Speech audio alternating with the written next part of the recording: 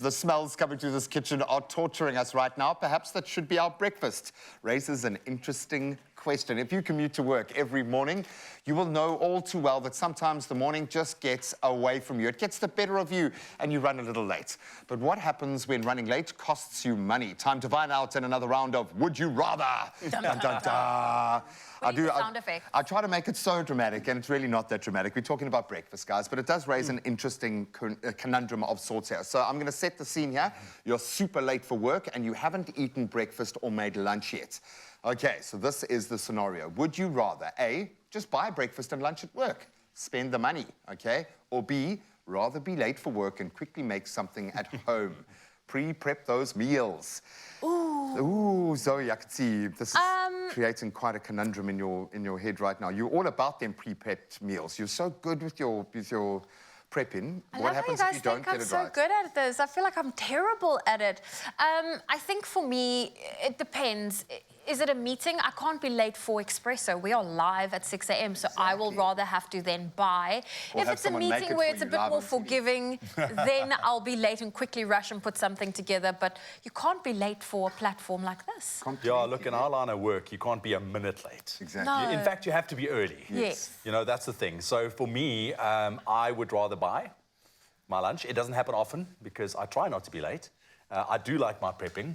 My prepping is very simple, some egg whites and broccoli. But in a perfect world, yeah, I know, look, everyone's simplified their eating plan at this time of the day, and I think our job kind of lends towards fasting anyway because you're kind of so busy in that. Yeah. If you had to wake up normally, like as a normal person would, and go to work at 8 o'clock in the morning, would you spend the money if you were running late? Because think about it, if you're going to buy breakfast and lunch out every day, it's going to be a cost. I see it as this. Okay. I would normally rather prep my food for the day ahead, but if I am late in that rare occasion, then I would buy something and I would view it as a treat. As a treat. Oh, I would buy nice. two, but I'm not going to do 2 meals. I'm going to brunch it.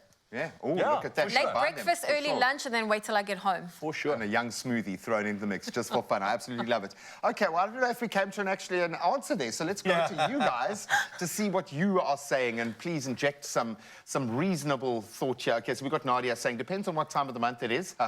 Payday or the week of the payday, it's definitely A. But if it's a broke week and having to stretch that little bit until payday, then I'm going with B. That's so true. Just, you can nick it from someone else at work. We've got Clarissa saying good morning.